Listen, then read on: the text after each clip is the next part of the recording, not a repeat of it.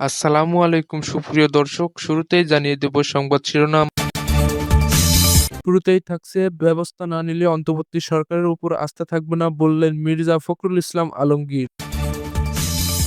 এরপর আরো থাকছে ছাত্রদলকে দোষারোপ করতে কুয়েটের হামলা চালায় বৈষম্যবিরোধী ও ছাত্র শিবির। এবং সর্বশেষ জানিয়ে দেব শেখ হাসিনার কোনো ক্ষমা নেই বললেন মাওলানা মামুনুল হক। এতক্ষণ শুনছিলেন সংবাদ শিরোনাম, তবে তার আগে সর্বশেষ আপডেট সংবাদ পেতে আমাদের চ্যানেলটি সাবস্ক্রাইব করুন। এবারে বিস্তারিত।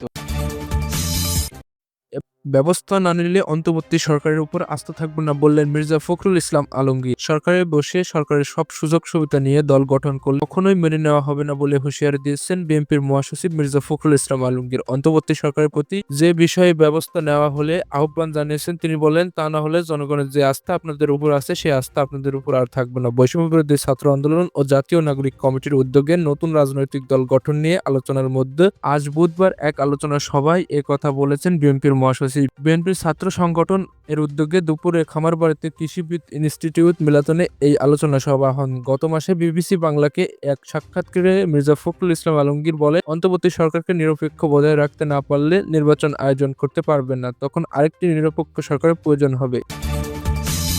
এদিকে ছাত্রদলকে দোষারোপ করতে কুয়েটে হামলা চালায় বৈষম্যবিরোধী ও শিবির। সাধারণ শিক্ষার্থীর কাছে ছাত্রদলকে দোষী করতে বৈষম্যবিরোধী ছাত্র আন্দোলন কথিক কিছু শিক্ষার্থী ও ইসলামী ছাত্র শিবির সন্ত্রাসীরা খুলনা প্রকৌশলী ও প্রযুক্তি বিশ্ববিদ্যালয়ে হামলা চালিয়েছেন বলে অভিযোগ করেন সংগঠনটির নেতারা। বৈষম্যবিরোধী ছাত্র আন্দোলনের কুয়েট শাখার আহ্বায়ক ওমর ফারুক এর নেতৃত্ব দিয়েছেন এবং এই সংগঠনের আহ্বায়ক হাসনাত আবদুল্লাহ কেন্দ্রীয়ভাবে মনিটরিং করেছেন বলেও অভিযোগ করেন তারা। আজ বুধবার বিশ্ববিদ্যালয়ের ছাত্র শিক্ষক কেন্দ্রে গেমস রুমে আয়োজিত এই সংবাদ সম্মেলনে এমন কথা বলেন ছাত্র নেতারা।